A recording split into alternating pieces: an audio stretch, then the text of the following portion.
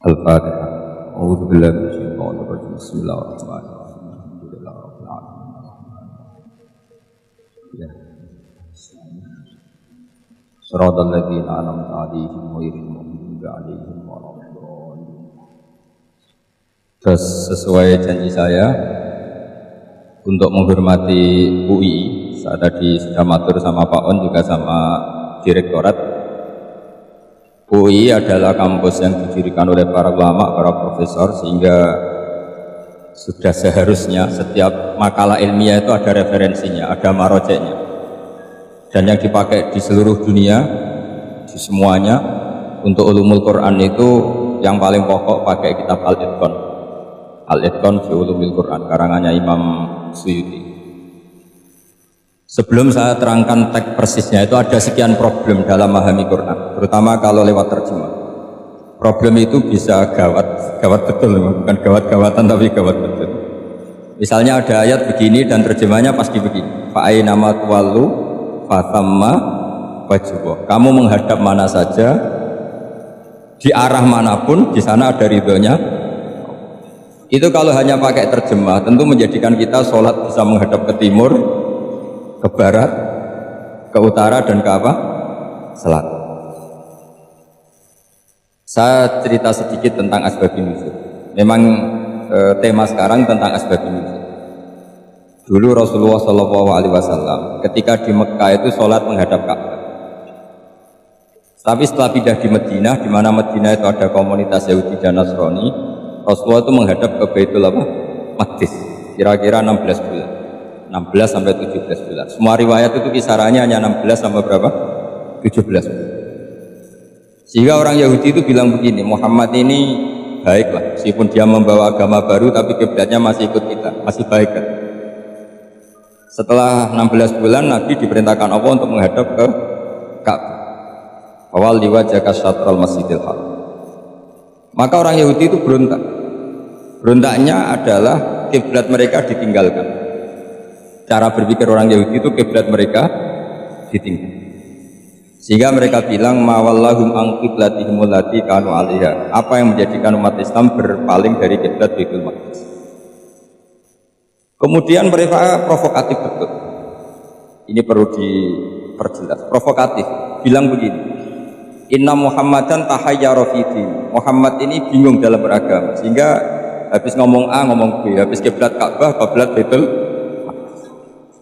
Sehingga dalam banyak tarikh disebutkan peristiwa kiblat itu terbanyak melahirkan orang murtad, orang yang keluar dari Islam gara-gara provokasi orang Yahudi. Muhammad tahayyara fi din. Muhammad itu bingung dalam menentukan pilihan apa? Beragama.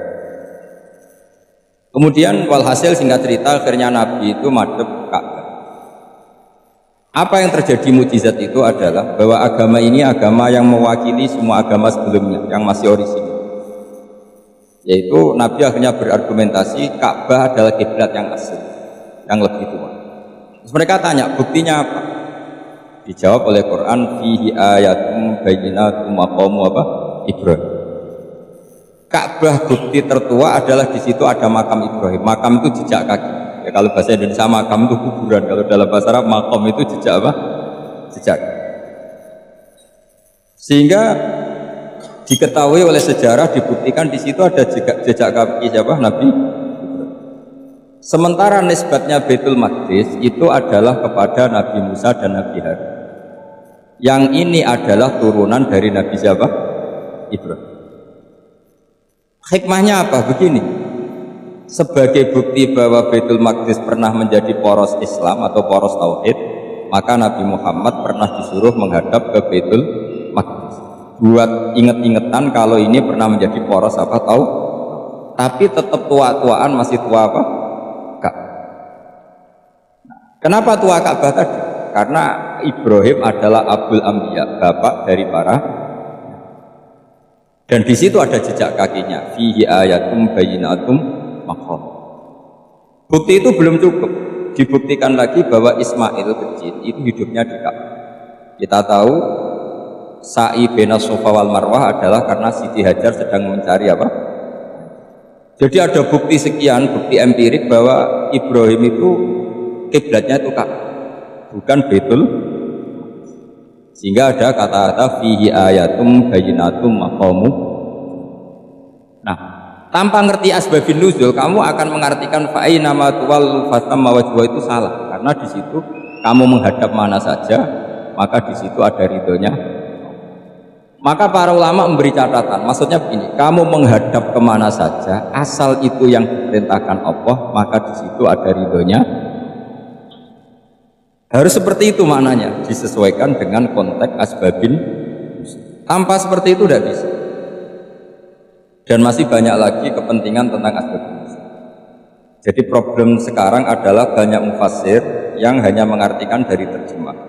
Itu bahaya sekali. Jika ada orang yang menikah secara mut'ah, itu kan mirip kayak transaksi zina. Mereka berdalil famastamta'tum bihi minhunna fa'atuhunna ujurahun. Perempuan yang sudah kamu nikmati, yang penting kamu bayar. Terjemahnya seperti itu. Karena ujur itu jamaknya ujroh. Itu fatal sekali. Padahal ayat itu begini, settingannya begini, setting siakul kalamnya atau asbabun nuzulnya begini. Ini sekaligus, memang saya sengaja ngaji dengan tema yang berat untuk penghormatan pada yang ngaji. Kalau temanya ringan kan kayak TPG. Jadi ini supaya gue keren-kerenan, ini ada doktor Pak Oni pernah dekan Fakultas Hukum. Jadi kalau saya nanti salah tinggal ditangkap saja, gampang kan? Tapi nangkap saya berurusan dengan Tuhan. Jadi, kalau orang dekat Allah itu yang tanggung jawab ke Allah. Jadi dia bisa menang di kepolisian tapi kalah di hukum Tuhan. Jadi, kalau berhadapan-hadapan dengan saya. Begini asbabun nuzulnya begini. Wal muhsanatu minan nisa yang awal juz 5 itu, ya kita santai aja, yang awal juz 5 itu sebetulnya maktuf, diatafkan pada ayat hurrimat alaikum ummahatukum wa banatukum wa akhwatukum wa ammatukum wa kholatukum wa banatul akhi wa banatul ukhti. Jadi perempuan yang haram dinikah itu ada 7 yang faktor nasab, yaitu siapa? Ibu, putri, saudara putri, bulik dari bapak, ammah itu bulik dari bapak, kholah itu bulik dari ibu, keponakan dari saudara lelaki, keponakan dari saudara perempuan. Ini disebut haram karena nasab gen. Kalau orang Jawa bilang hanya 4 karena ngitungnya bulik baik dari bapak maupun ibu. Kalau orang Jawa bilang kan bulik terus keponakan dihitung 1. Padahal ada keponakan dari saudara lelaki, ada keponakan dari saudara apa? Perempuan. Wa banatul akhi wa banatul. Terus kedua, haram karena rodok. Kita tahu dalam hukum Islam rodok adalah sama dengan nasab. Jadi ibu yang pernah menyusui kamu berarti jadi ibu kamu, dan saudara sepenyusuan berarti menjadi saudara kamu. Ini disebut wa ummahatukum allati arda'nakum wa akhwatukum minar. Terus ketiga, haram karena musyaharah, karena besanan. Jadi pagi ini misalnya saya nikah dengan Sri, bilang qabiltu nikaha wa taswijaha bil madhul maghfur.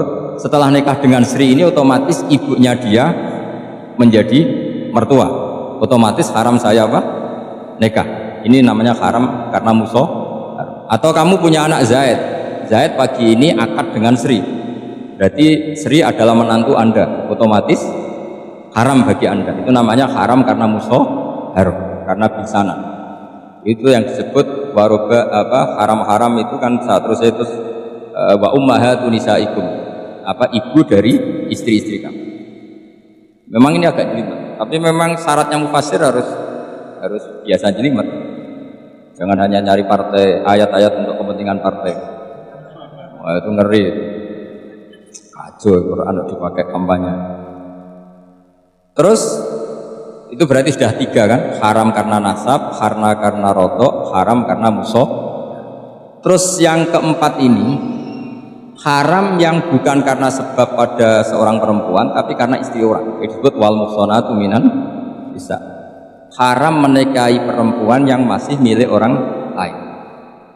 Nah, orang lain yang menikahi ini, istilahnya Allah adalah lelaki yang menikahi perempuan ini adalah lelaki sing muhsinina ghairu musafihin, secara nikah yang sah. Nah, nikah yang sah itu begini dalam hukum fikih Islam. Saya nikah dengan Sri, kalau hanya akad itu saya wajib bayar mahar hanya separuh. Jadi kalau saya janji bayar 1 miliar berarti wajib bayar berapa? 500 juta. Kalau janjinya 100 juta hanya bayar 50 juta. Itu yang wajib bil akdi. Nanti wajib sepenuhnya nunggu bil jima. Kalau sudah hubungan intim baru wajib 100%. Jadi kalau ada di Jawa nikah dengan seperangkat alat sholat itu yang atasannya tok itu wajib karena akad. Nanti bawahnya nunggu setelah hubungan apa? Intim. Nah, ini hukum Quran loh, bukan hukum saya. Makanya kan wa in talaqtumuhunna min qabli an tamassuhunna, seterusnya terus panis uma faradtum, hanya wajib bayar setengah. Nah, perempuan yang sudah diajak hubungan intim itu kata Allah fa'atuhunna ujurahun, maka wajib kamu bayar penuh. Jadi ayat itu tentang perempuan yang sudah dinikah, kita harus bayar berapa? Harus bayar berapa? Ini penting saya utarakan. Nah, problem kita sebagai orang Indonesia ini juga problem Pak On, problem semua kiai. Mahar di Indonesia itu nggak bisa dibahas di Quran karena keterlaluan, kecilnya itu keterlaluan.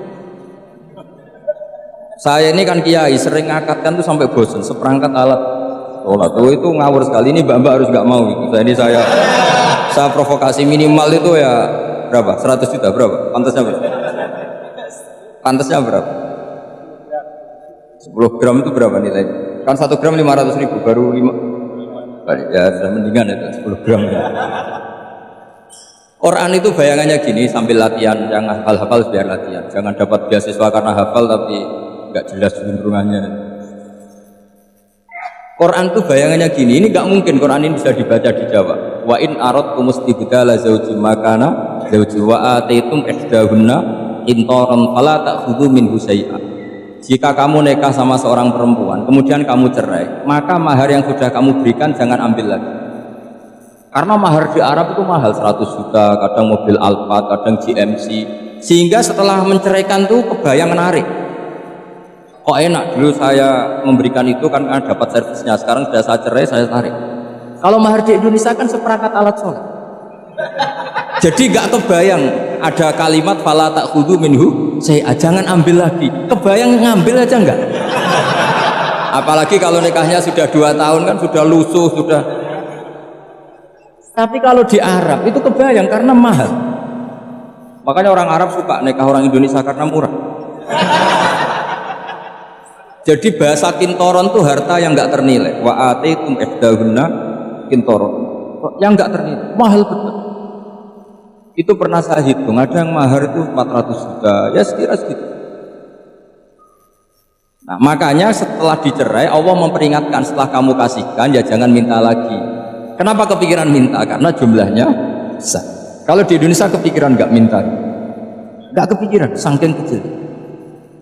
Seperangkat alat sholat kadang 1 juta. 1 juta itu setelah hubungan intim, sebelumnya yang wajib hanya 500. Itu kan nggak kebayang. Makanya susah ngartikan Quran di Indonesia, kadang susah karena kadang terlalu. Itu pernah Sayyidina Umar radhiyallahu anhu pernah bilang begini, wahai para perempuan, mahar itu jangan mahal-mahal, kasihan para lelaki. Itu ada perempuan alimah, ya, orangnya alim betul, meskipun nggak pernah sekolah di UI tapi alim. Itu usul langsung gini, ya Amirul Mukminin, laisa dzalika laka ya Amirul Mukminin, waqad qala ta'ala wa ataitum ihdahunna qintaran. Kamu hanya seorang Amirul Mukminin, tidak berhak bikin aturan pembatasan mahar. Allah saja tidak batasi, kenapa kamu batasi? Jika dulu yang namanya nikahnya Sulaiman Agung atau Jamaluddin siapa Ratu Agung, kalau hadiah ya sampai tas mahal. Ini kan dari bahasa Arab mumtaz mahal. Mumtaz itu istimewa, mahal itu dia punya istri yang sangat dicintai, dikasih hadiah mumtaz mahal. Ilat Jawa jadi apa? Tas mahal. Itu sama Mujidul Albab kalah. Itu kalau cerai kan kepikiran minta lagi, dikasihkan yang baru. Tapi kalau di Indonesia tidak mungkin, karena apa tadi? Seperangkat alat sholat. Begitu nyari yang murah lagi, yang bagus pitanya, bungkusnya bagus. Nah, maka nggak mungkin kita maknani Quran tanpa mengenal yang bernama asbabin. Karena makna ayat itu bisa kacau kalau kita tidak tahu asbabin. Yaitu kayak tadi makna fa'ina matwalu fatamma wajhu. Itu maknanya kan kamu menghadap mana saja, boleh saja di sana ada ridhonya Allah. Berarti kan bisa ke timur, ke selatan, ke utara, ke barat. Itu bahaya betul. Sehingga kata ulama, harus mengkaji asbabin supaya porsi ayat ini sampai semana jauhnya itu kita tahu.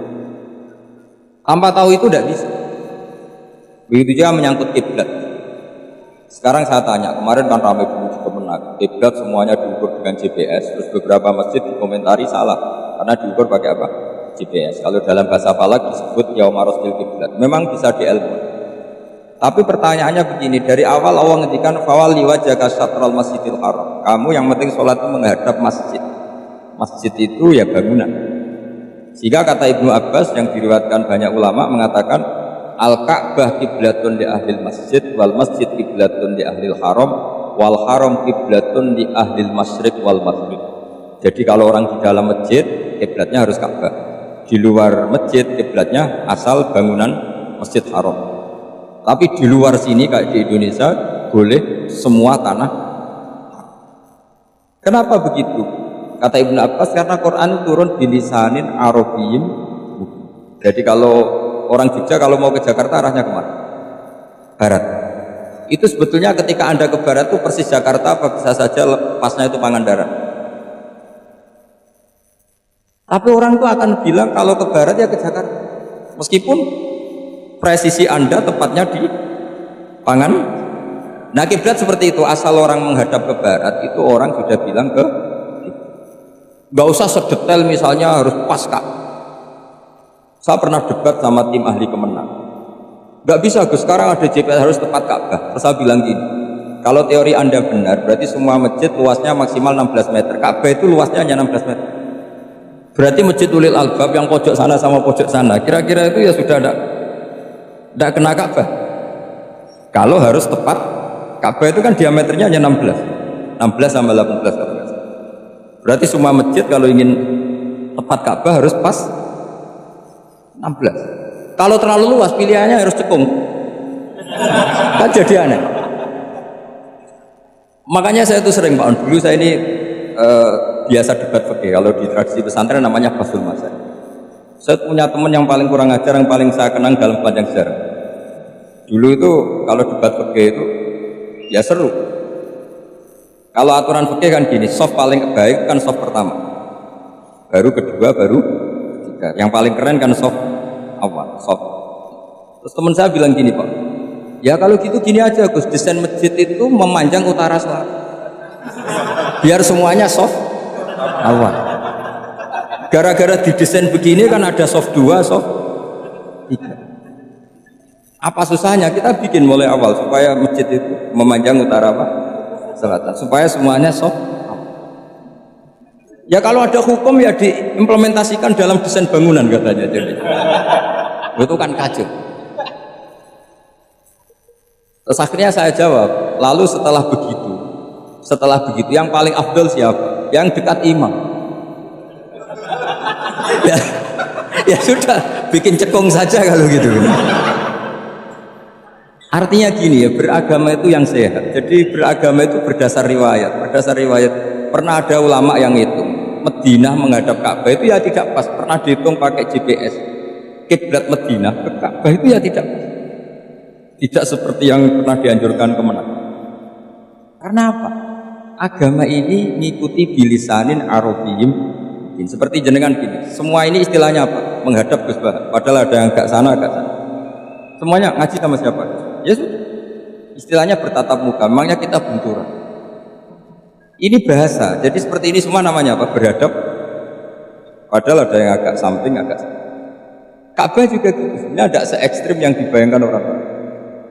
Cuma kalau bisa tepat, ya kita harus, tapi tetap saja tidak perlu 16 apa? Meter. Fa'aina ma tuwallu fathamma wajhullah itu artinya menghadap.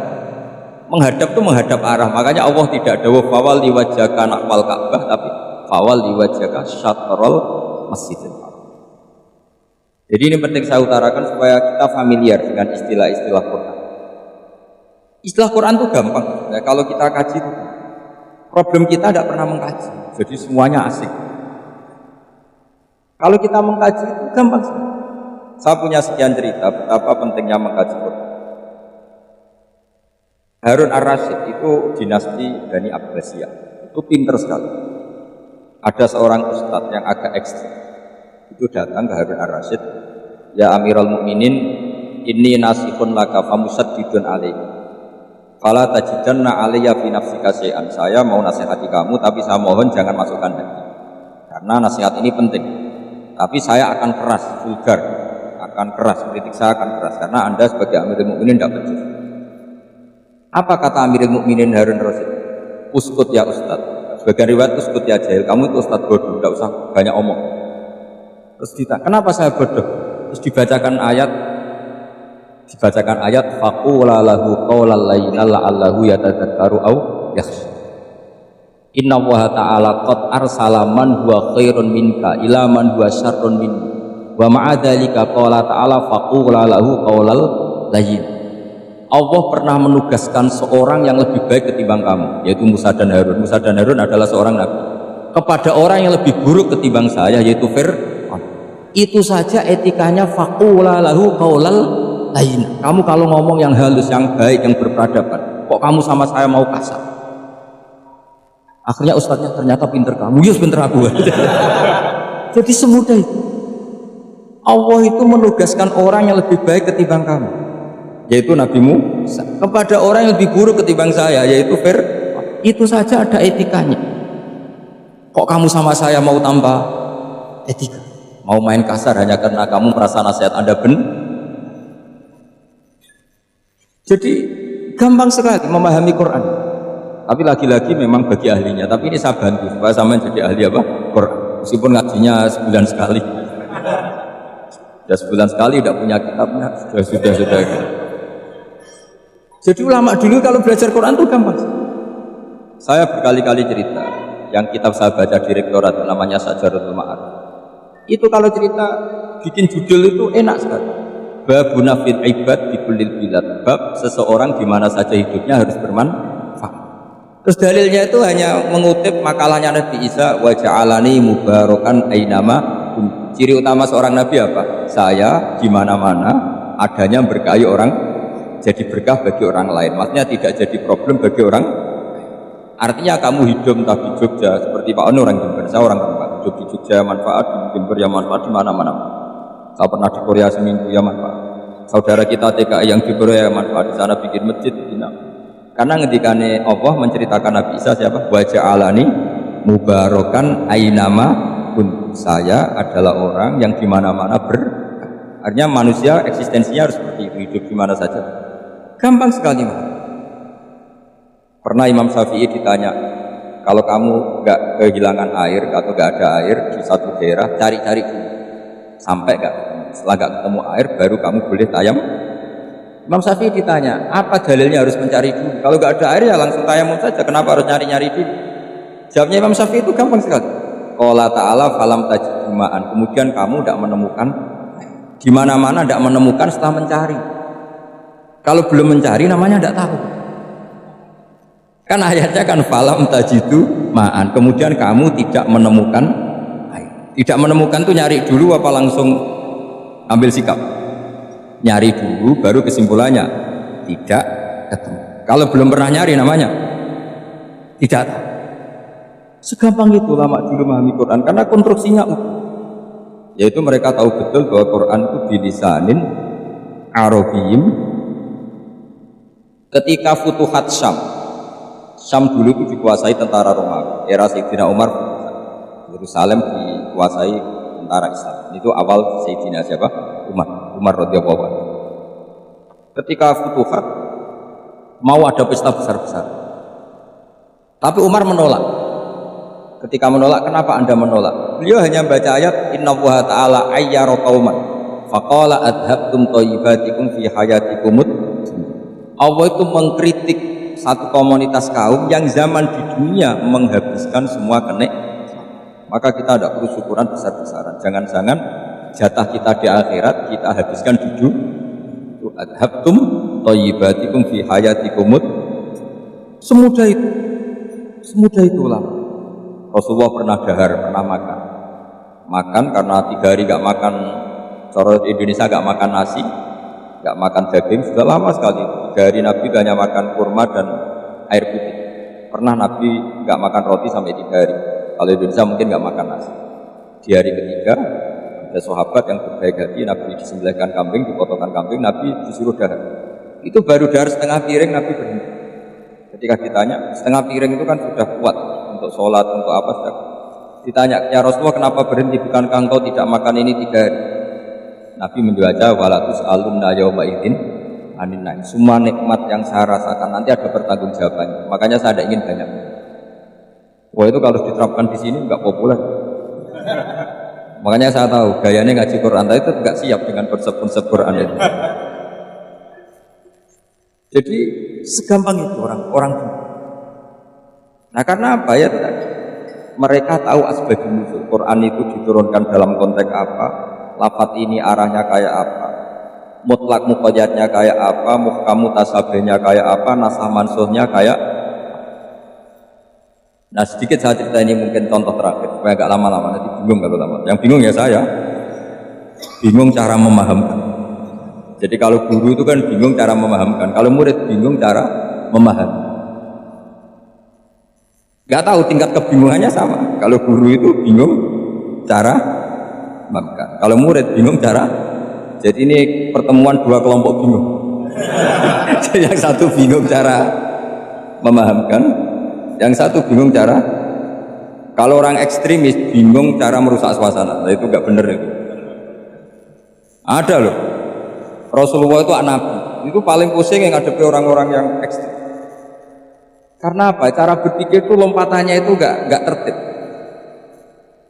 Jadi Nabi itu cara berpikir itu kecerdasan nubuah. Sementara orang ekstrim cara berpikir itu kecerdasan nafsu, bukan kecerdasan manusia. Kalau manusia masih baik nafsu. Misalnya begini, kalau dalam tradisi nubuah itu, saya dengan Pak Anu berteman lama, mulai tahun 2000 berapa. Itu kalau Pak Anu bertamu ke saya, harusnya tidak usah tak kasih makan, karena sudah dekat. Tapi kalau kenalan baru itu dikasih makan, disangoni. Jadi Nabi itu perilakunya agak unik. Akhirnya ada orang yang cara berpikir itu dangkal. Ya Rasulullah ini tidak fair. Yang iman lama tidak diservis, yang iman baru diservis. Cara berpikir Nabi begini. Orang Ansor itu kan sering memberi Nabi. Perjuangannya Nabi ditopang orang apa? Ansor. Donatur lah, kira-kira orang Ansor itu donatur. Donatur itu keren. Karena donatur itu artinya al-yadul ulya khairum al yadis. Sehingga ketika Nabi sudah menguasai negara, menguasai Mekah Madinah, sudah futuhat, itu orang Ansor tetap nggak diservis. Yang diservis Nabi itu orang-orang baru masuk Islam, disebut wal mu'allafati qulubuhum atau Islam mu'allaf. Ada 1-2 orang yang protes, tentu yang nggak pinter, tukang protes pasti tidak. Wong iskal-iskalnya sendiri, otaknya nggak sampai-sampainya sendiri, orang lain disuruh jawab. Makanya di sini tidak ada tanya jawab, nanti iskal-iskal kamu sendiri, bingung-bingung kamu sendiri, saya disuruh jawab. Berarti Gus Pak nggak mau ditanya, ya memang nggak mau karena nanti jawab sendiri aja, nanti pinter sendiri, kapan-kapan pinter. Akhirnya tanya begini, cara tanya, ya Rasulullah, ini nggak fair. Orang sudah Islam lama setelah negara terbuka milik Anda, setelah kita menang, setelah kita menguasai negara, tidak kamu servis. Sementara yang baru Islam kamu. Nabi itu bertanya senyum-senyum, rileks saja. Lama-lama tambah ekstrim pertanyaan. Kata Umar, ya Rasulullah saya beri izin untuk membunuh orang ini. Umar itu pikirannya karena mangkel Nabi. Nabi jangan. Kalau kamu bunuh nanti apa kata orang banyak? Inna Muhammad dan yaqtulu ashabah. Dikira Muhammad membunuh sahabatnya. Nabi masih mendengar komplainnya masih. Lama-lama Nabi memberi penjelasan. Kamu ini orang Ansor. Kamu biasa memberi saya, memberi dana perjuangan. Memberi itu hebat. Saya tidak ingin menurunkan grade Anda. Grade sebagai pemberi, berarti kelasnya elit. Sekarang menjadi benar. Itu tidak bagus. Itu betapa Rasul ini namanya kecerdasan nubuah. Kalau orang biasa memberi, biar memberi saja. Supaya dia tetap heroik, tetap patriotik, tetap keren. Karena mentalnya Jangan sampai dari mental memberi, kemudian mentalnya peminta. Jadi kalau Pak On jadi tim suksesnya Pak Jokowi itu ya nak minta-minta. Kalau dulu kampanye ya kampanye biar memberi terus gak pernah minta, meskipun akhirnya ya gelo. Tapi Nabi dulu tidak gitu. Jadi orang Ansor itu gak pernah diservis. Padahal jasanya kayak gitu. Supaya kelasnya tetap kelas elit, yaitu pemberi, penanggung. Nabi gak ingin orang Ansor turun grade menjadi penuh. Orang-orang yang cerdas nubuah menerima konsep Nabi. Lu tanya sama Pak On, saya dadani terjemahan UI itu puluhan tahun. Itu beliau ke kontrakan saya ke rumah beliau. Tidak pernah berharap. Saya sangat bukan apa ya, kalau ingin memberi saja. Kontribusi saya pada Al-Quran, saya tidak kepikiran mendapat supaya heroik. Tapi orang-orang yang cerdas tadi, cerdas amatir tadi, ini gak fair. Wong yang memberi lama dapat servis di. Sekarang itu problem zaman akhir sudah mulai seperti itu.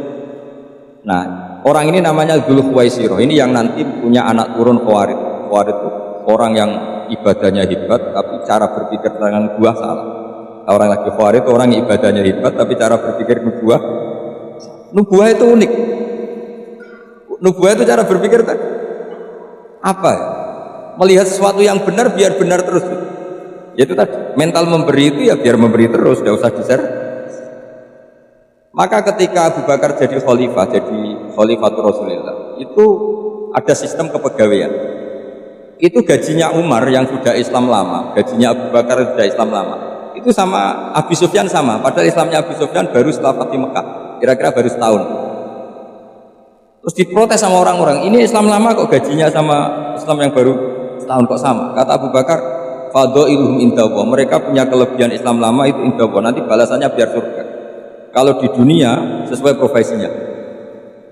Artinya profesi kalau penjaga kantor ya berapa, kalau dosen berapa, pokoknya yes. Dan itu diterima oleh sahabat, semuanya menerima konsep itu. Era Umar agak dibalik. Abu Sufyan kira-kira gajinya 1 juta, yang lainnya yang menangi Nabi mulai awal gajinya 10 juta. Ditanya, ya Umar, kenapa ini jadi rubah seperti kebijakan Abu Bakar, tidak seperti Abu Bakar? Jawabnya Umar lucu. Fa la usawwi baina man qatala Rasulullah wa baina man qatala ma'a Rasulillah. Demi Allah saya tidak akan pernah menyamakan orang yang dulu merangi Rasulullah yaitu Abu Sufyan dengan orang sing selawase dari Rasulullah yaitu Sayyidina Ali dan sebagainya. Ini penting. Artinya ketika gajinya orang saya seperti Ali radhiyallahu anhu itu tinggi, itu bukan karena lamanya Islam, tapi karena lamanya iman. Jadi mulai dulu istihad itu ada, dan dulu dia biasa saja. Karena tadi ada kecerdasan nubuah. Saya ulang lagi, ada kecerdasan apa? Sekarang itu kecerdasan tomak atau kecerdasan nafsu. Itu kalau sampai ngaji kitab tasawuf, itu bab bakhil itu tidak ada. Menurut kitab tasawuf, medit itu tidak ada, pikir itu tidak ada. Yang ada itu tomak. Tomak itu berharap dikasih orang lain. Sampai pernah enggak bilang kalau artis-artis di Jakarta kikir? Tidak pernah kan? Karena kamu tidak pernah ingin diberi. Kalau kamu punya pacar karena kenal tidak pernah ditraktir, oh pacar saya kikir, karena kamu ingin diberi. Pernah enggak kamu ngukumi orang lain kikir yang enggak kenal? Padahal tidak pernah memberi. Apa kak? Karena kamu tidak pernah ingin. Coba sekarang kamu saya tanya, ini latihan cerdas. Definisi kikir itu apa tuh? Enggak pernah memberi kamu kan? Artis-artis Jakarta, tokoh-tokoh nasional pernah nggak memberi kamu? Enggak kan? Tapi enggak pernah kamu vonis kikir karena kamu enggak pernah tahu. Tapi pacar kamu kok amin ditraktir terus, atau istri kamu atau mertua kamu kok enggak ngasih warisan, kamu bilang kikir kan? Sebabnya kikir betul apa karena kamu tomak berharap? Tomak. Maka di kitab tasawuf itu enggak ada bab kikir, yang ada bab tomak. Karena asal usul menvonis orang kikir itu karena tamak. Maka jangan banyak kenal orang, nanti banyak hukum kamu kan. Sombong juga gitu, di tasawuf itu gak ada bab sombong. Karena orang hukum orang lain sombong itu karena kamu ingin dihormati. Ada orang gak kenal, terus lewat saja gak tanya kamu bilang sombong enggak kan? Tapi kalau kenal, oh sombong betul, kenal gak tanya kan gitu. Jadi tasawuf itu sisi unik dari khazanah Islam. Makanya di tasawuf itu gak ada kritik terhadap kikir. Ya tentu kikir itu buruk, pasti ya kikir itu buruk. Tapi nggak perlu dikritik. Jangan-jangan yang salah kamu. Mau kenal Pak On di PPAI terus ingin jadi sekretarisnya, terus ingin kenal Pak Jokowi ingin jadi menterinya, nanti kenal rektor ingin jadi pegawai. Ketika nggak diturutin bilang Pak Rektor gitu. Tapi orang lain ya kak pernah berharap, mungkin nggak menvonis Pak Rektor atau Pak On ini kikir, enggak kan? Berarti vonis kikir itu status orang itu apa nggak kesampaian niat kamu? Memang agak jelimet ilmu tasawuf itu, tapi itu unik, itu bagian dari khazanah apa? Makanya Rasulullah itu sering isti'adzah minta perlindungan wa min toma'in fi ghairi matma'in. ya Allah saya tidak ingin berkeinginan yang tidak layak. Karena semua dunia ini dimulai dari ini. Coba kamu protes negara itu karena apa? Ingin makmur, sejahtera tanpa kerja, sehingga nyalakan menteri keuangan, menteri ini. Makanya kalau guyonannya ulama tasawuf ini, tak beri bocoran, guyonannya orang tasawuf, begini guyonannya. Anta lam tajid min nafsika kullama turid, fa kaifa turidu min ghairika kullama turid. Kamu yang punya keinginan saja tidak bisa memenuhi apa yang kamu inginkan. Kenapa keinginan itu kamu timpakan ke orang lain untuk memenuhi kamu? Wong kamu yang punya keinginan saja tidak bisa mewujudkan. Kenapa keinginan Anda kamu timpakan, bebankan orang lain untuk memenuhi keinginan Anda? Misalnya kamu, Gus saya ini goblok, tolong pinterkan. Wong kamu yang ini saja tidak bisa, kok menyuruh saya? Jadi kalau tiap tasawuf itu unik. Seperti kamu mencintai istri tulen, itu ingin kan dicintai istri tulen. Kamu sendiri kan nggak bisa cinta tulen, masih pelengahan sana sini. Kamu pacaran, ingin pacar kamu setia, ternyata kamu bikin sekian alternatif. Kalau putus ini punya ini, putus ini. Tapi kamu ingin ini setia, kan nggak fair. Makanya guyonanya orang tasawuf itu, anta lam tajid min nafsika kullama turid, fa kaifa turidu min ghairika kullama turid. Gampang tuh apalane, pokoknya ratrit gitu aja gampang. Jadi kamu yang punya keinginan saja tidak bisa memenuhi. Kok orang lain disuruh memenuhi? Sehingga orang tasawuf itu malu betul. Misalnya saya kok ingin Pak On takdim sama saya itu kurang pegawai. Kalau saya ingin ditakdimi saya menakdimi diri saya sendiri. Makanya berbahagialah orang yang itu tuh, saya ganteng sendiri ya Allah. Saya kaya sendiri. Menunggu orang lain bilang kamu kaya itu repot. Menunggu orang lain bilang kamu hebat itu, ya sudah bilang aja ya Allah saya hebat, ya Allah saya ganteng, ya Allah saya cantik. Daripada menunggu orang lain bilang apa? Cantik. Jadi ilmu tasawuf itu unik. Jadi kalau fikih itu yang dikritik itu kikir. Kalau tasawuf enggak tomat.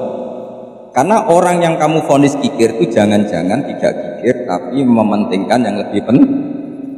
Misalnya ada teman yang tidak pernah nakdir kamu, ternyata punya ibu sakit, uangnya dianggarkan untuk ibunya yang sakit, atau anaknya sekolah, atau keluarganya masih hidup ya, sehingga sama teman dia kikir. Hakikatnya kikir apa mementingkan yang penting? Tapi kamu karena nggak pernah ditakdir menvonis kikir. Ini pelajaran. Jadi makanya yang dianteni ilmu tasawuf itu tomak, tamak kalau dalam bahasa Indonesia, bukan kikir. Karena vonis kikir itu akan disematkan orang yang tidak kesampaian hajatnya. Pokoknya bapak saya itu, keluarga kiai itu ajarannya, yang penting jangan berharap dari orang lain. Ini Pak On saksinya, saya dulu benahin terjemah itu nggak pernah ingin diperlakukan seperti itu. Yang ngaji aja. Karena pikirannya keluarga kiai itu sederhana. Kalau ngamal ya ngamal saja. Ngamal itu heroik. Makanya buyut-buyut kita semua ini kan pahlawan semua. Membela negara Indonesia jadi merdeka. Ya nggak pernah kebayang jadi presiden, menteri. Tapi sekarang nggak, ngamal sedikit saja harus jadi menteri. Jadi ini bahaya kalau dalam kelangsungan bernegara, karena orang biasa transaksional. Awal negara ini dibangun berdasar heroik, bukan berdasar apa? Transaksi. Tapi sekarang orang akan membiasakan itu, apa-apa itu transaksional. Ini tidak bagus untuk kelangsungan bernegara, apalagi kelangsungan beragama. Sehingga seperti saya ini masih punya desa-desa binaan di Sragen, di pedalaman Papua sekaligus. Saya punya santri banyak di Papua. Itu kalau cerita itu unik-unik. Itu mau Jumatan, itu nggak ada orang Papua. Sudah datang setengah 12, itu datangnya 3 jam. Di situ mau ketemu santri 3. Semua, karena ya akhirnya mereka tanya gini Pak. Pertanyaannya itu, Gus, boleh nggak Jumatan orang 3? Secara fikih Syafi'i kan harus orang 4. Kemudian mereka tak bilang buat sholat duhur saja. Mereka nggak mau. Jumat kok duhur. Harinya kan Jumat, masa sholatnya? Sehingga kita yang jadi kiai akhirnya nyari fikul madzhabil arba, nyari fikih madzhab. Ternyata Imam Malik membolehkan orang 6. Ada yang bilang 12. Yang penting keceluk jamun itu kelompok. Kalau 3 kan belum keceluk apa? Belum disebut apa? Ini penting saya utarakan supaya kita berjuang itu bukan karena servis seperti ini kayak Julil Albab, masjidnya keren, kampus swasta tertua, terus termasuk nomor 1-2 di Indonesia. Oke, kita syukur dengan kebesaran ini. Tapi yang namanya dakwah itu menjadikan orang tidak tahu menjadi tahu, termasuk kepada desa-desa tertinggal. Sama, yang namanya menteri itu pembantu presiden untuk memenuhi kebutuhan rakyat banyak. Sekarang misalnya menteri pertaniannya itu hebat, cerdas. Tapi petani nggak mau nandur padi, mau apa? Coba yang membantu ketahanan pangan itu para petani mau nanam padi apa karena menteri pertanian? Karena petani mau nanam. Ya sudah GR saja, kita pembantu presiden semua. Karena ikut menyumbangkan ketahanan. Tapi kamu kan nggak digaji, kita keren, ngamal tambah harap gaji. Ini penting supaya Anda itu nggak hati kecil gitu. Ikut menyumbang negara tanpa ingin dapat gaji. Keren nggak? Dan itu nubuah. Apa? Nubuah. Orang Ansor itu seperti itu. Sehingga ketika Rasulullah wafat dan ada kompetisi kepemimpinan, itu orang Ansor gak ikut. Sudah kita makmum saja, silahkan dibagi di saking baiknya orang ini. Nah, makanya saya ulang lagi, kecerdasan nubuah ini yang gak difahami orang Khawarij. Orang Khawarij cara berpikir yang kerja banyak harus dapat. Sementara kecerdasan nubuah enggak. Yang biasa memberi terus memberi saja biar derajatnya tetap al-yadul ulya.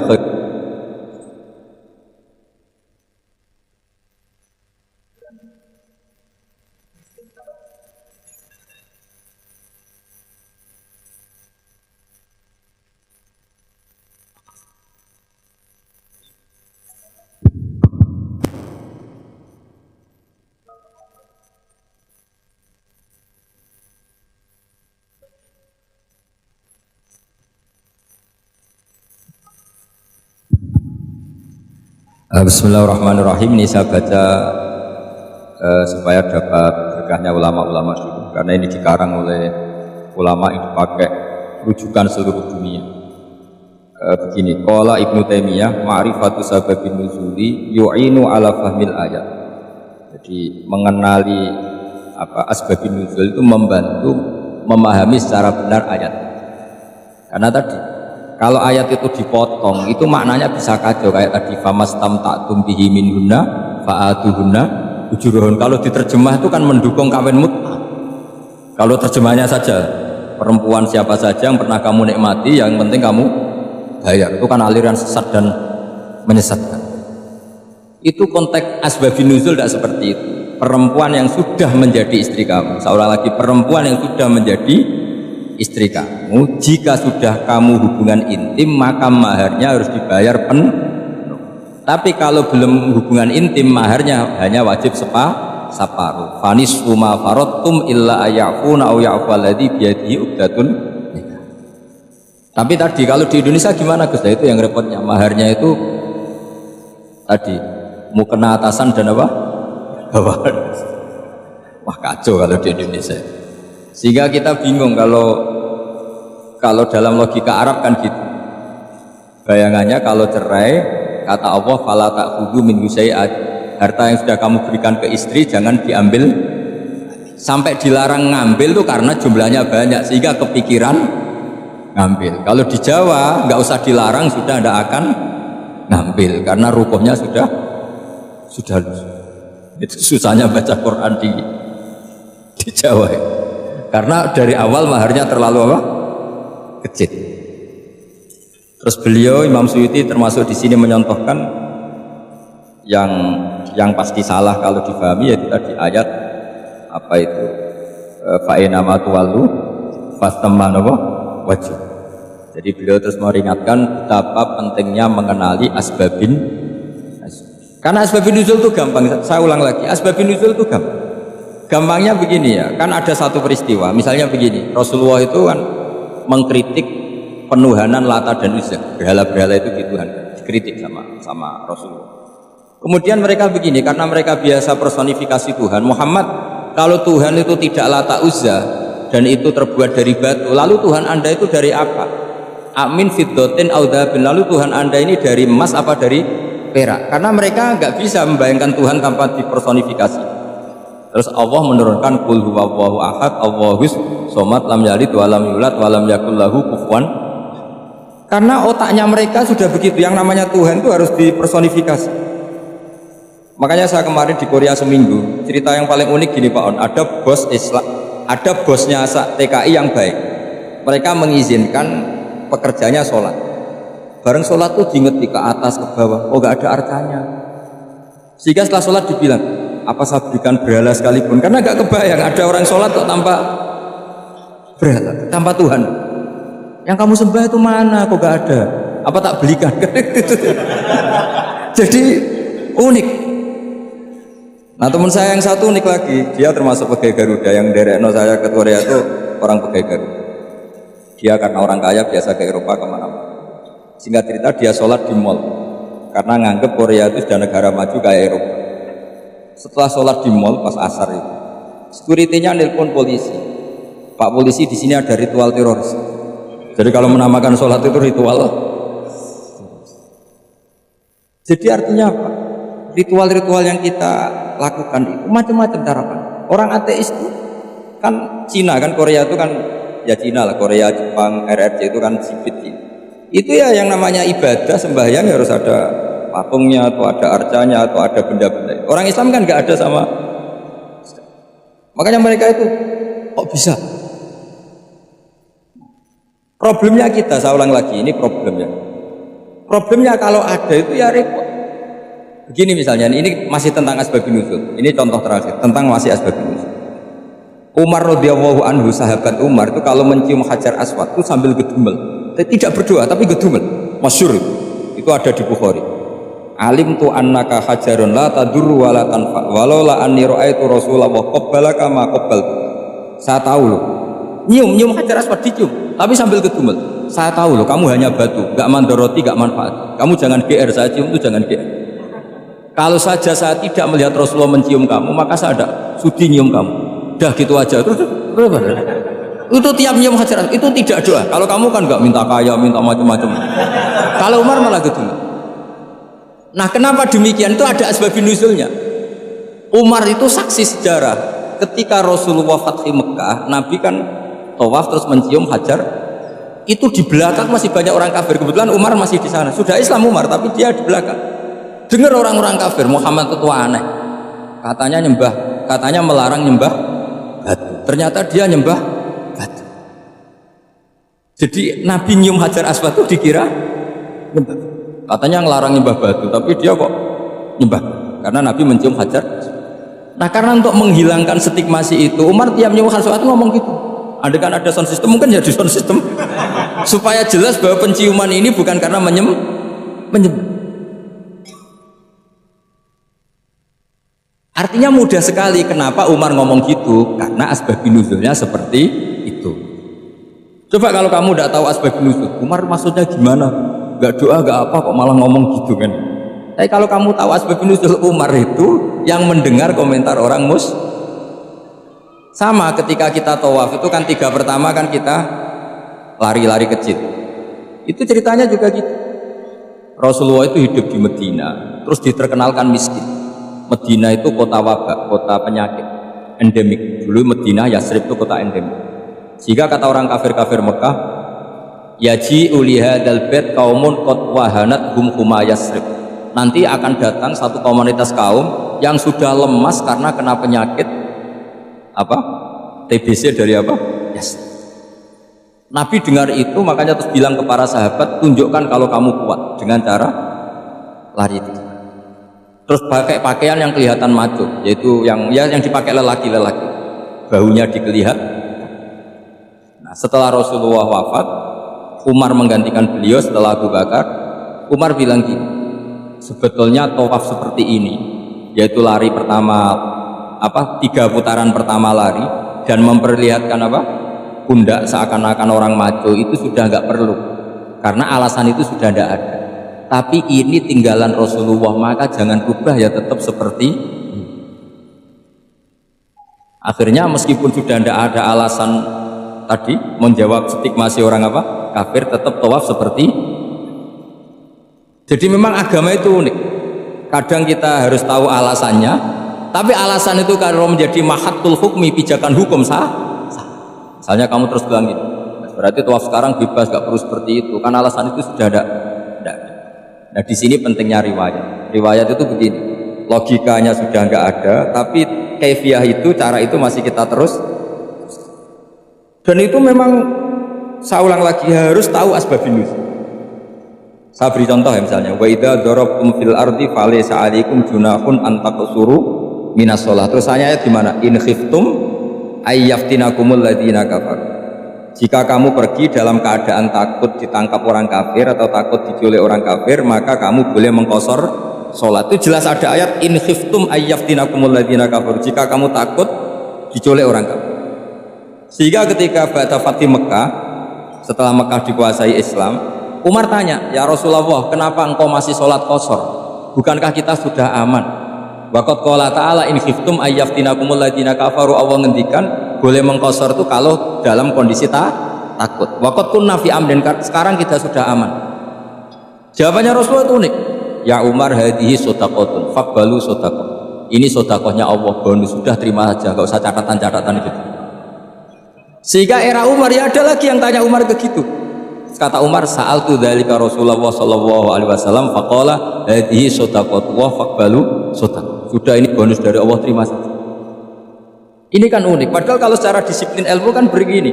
Kamu boleh mengqashar sholat kalau dalam bepergian dan dalam keadaan takut. Logika hukumnya kalau tidak takut tidak usah. Sama seperti begini. Kamu kalau pergi jauh seperti saya Pak On, itu ngosor sholat apa enggak ngosor kan? Alasannya kalau kosor itu, kalau pergi itu masyarakat repot.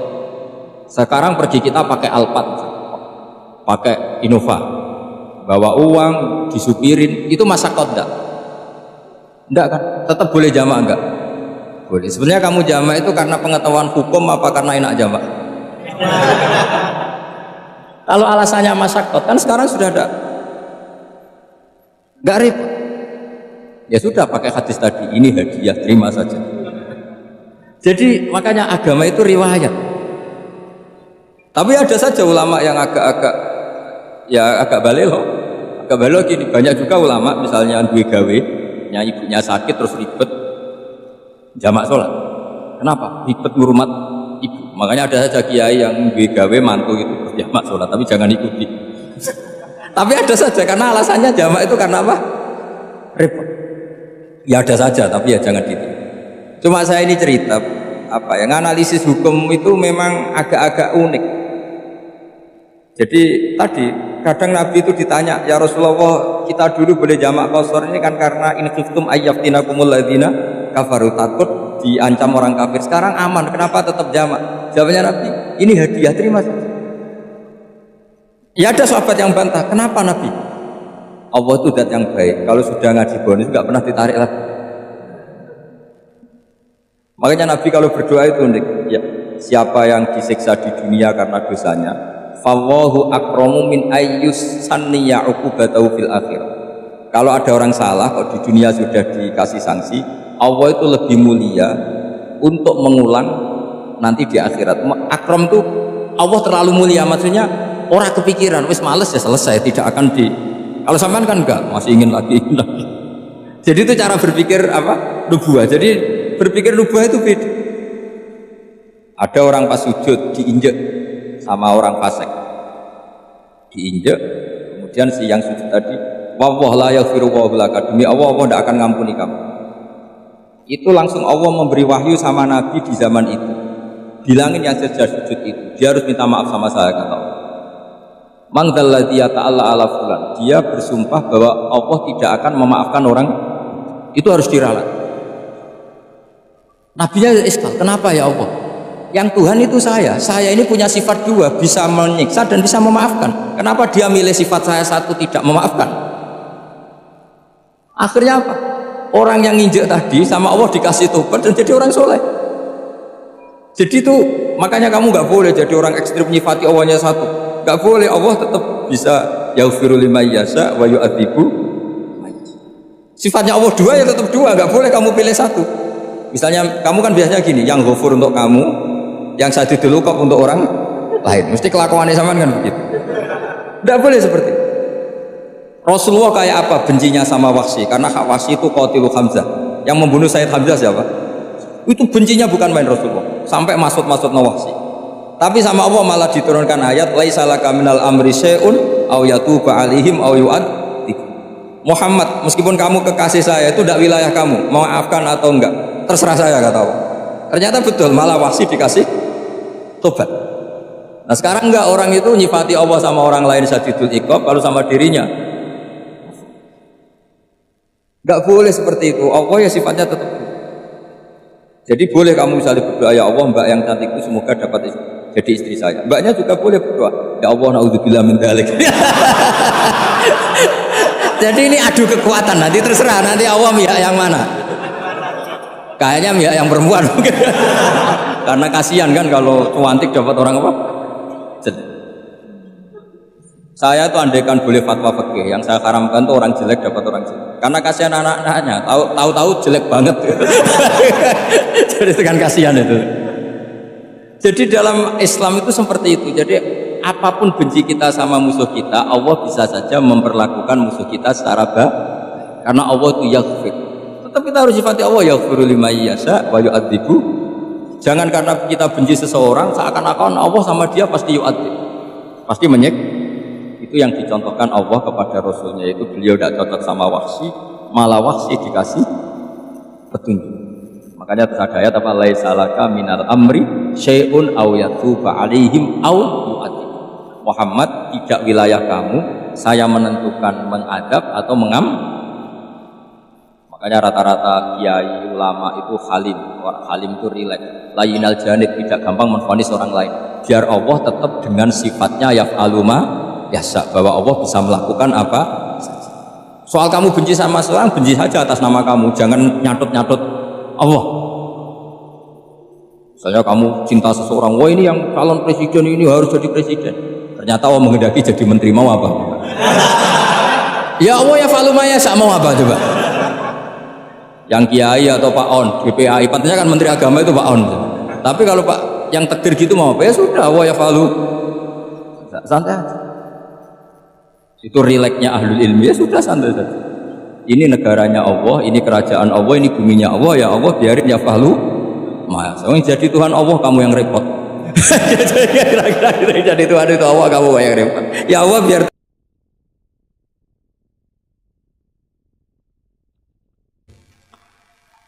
Jadi di antara aturan memahami Quran itu memahami apa yang disebut mafhum, apa yang disebut mantuk.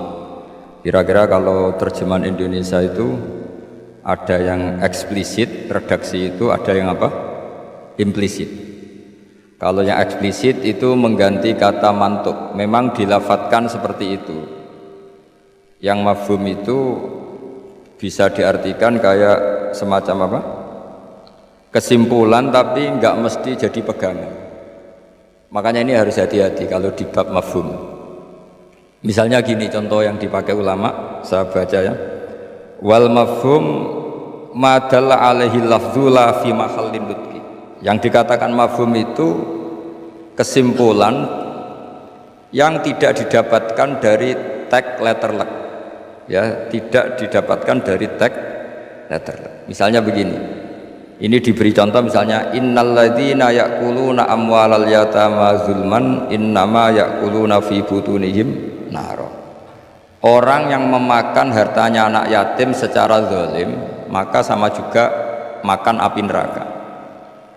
Sekarang terus Anda berdalih, wong saya tidak makan, Gus mau gasap tok, saya nyuri. Berarti kalau nyuri sepeda motornya cah yatim nggak apa-apa kan, nggak dimakan. Nah itu sarap gitu. Maka cara maknanya gini, orang yang memakan harta anak yatim dalam kurung baca merusak, baca merugikan. Sehingga kata yakuluna amwalal yatama adalah ibaratun an aqallil ifsad. Makan tuh kan sebanyak-banyaknya kan satu piring dua piring, itu saja haram, apalagi mengambil mobilnya, mengambil tanahnya. Sehingga kata yakuluna diganti kata yufsiduna, yang merusak. Jadi itu namanya mafhum. Jadi mafhum itu, nah kadang mafhum itu aulawi itu lafadz yang disebut dengan mafhumnya itu maknanya ekstrim mafhumnya. Misalnya ada ayat fala taqul lahuma uffin, maka jangan pernah berkata pada orang tua kamu hus atau uff. Kamu gak bisa bilang gini, yang diharamkan itu mengatakan hus, kalau misoh kayaknya enggak gitu. Tidak bisa seperti itu. Kalau kata hus, kecewa lah. Uffin itu dalam bahasa Arab atadojjar, saya merasa tidak nyaman dengan orang tua, itu orang Arab bilang uffin atau itu itu pokoknya tidak enak. Kalau itu saja nggak boleh, maka bilang kakek aneh jancuk lebih tidak boleh. Nah, kalau itu tidak boleh karena menyakitkan, ya misalnya orang tua itu nggak boleh karena menyakitkan, membiarkan orang tua sampai utang-utang tonggo, sampai pinjem-pinjem itu juga menyakitkan. Jadi kalau menyakitkan misoh itu karena kata-kata, menyakitkan ekonomi itu secara kejiwaan. Sehingga terus ulama mengatakan semua bentuk yang menerantarkan orang tua maka hukumnya haram. Itu semuanya mafhum, difahami dari kata fala taqul lahuma uffin. Begitu seterusnya. Dan itu oleh ulama dibabkan bab mafhum dan mantuk. Ya saya baca ya beberapa teks aslinya. Fa in kana aula yusamma fahwal khitab kadilalati fala taqul lahuma uffin ala tahrimid darbi li annahu asyaddu wa in kana musawiyan sumiyalahnal khitab ay maknahu kadilalati alladziina yaquluna amwalal yatama zulman ala tahrimil ikhraq. Kalau haram makan anak yatim secara zalim haram, maka membakar harta anak yatim juga haram li annahu musawin lil akli fil itlaf, karena sama-sama merusak. Memakan harta anak yatim yang merusak harta itu, mencuri juga sama, membakar juga sama, menggasap juga sama. Nah pertanyaannya adalah hal dilalatu dzalika qiyasiyatun aw lafdhiyatun majaziyatun aw haqiqiyatun. Lalu lafaz bisa dimaknani sejauh itu dilalahnya lafdhiyah apa hukmiyah apa qiyasiyah. Misalnya gini ya, ini mungkin mudah difahami ya. Saya misalnya punya satpam atau punya pembantu atau punya candalem, kalau dalam bahasa pesantren itu 3 misalnya.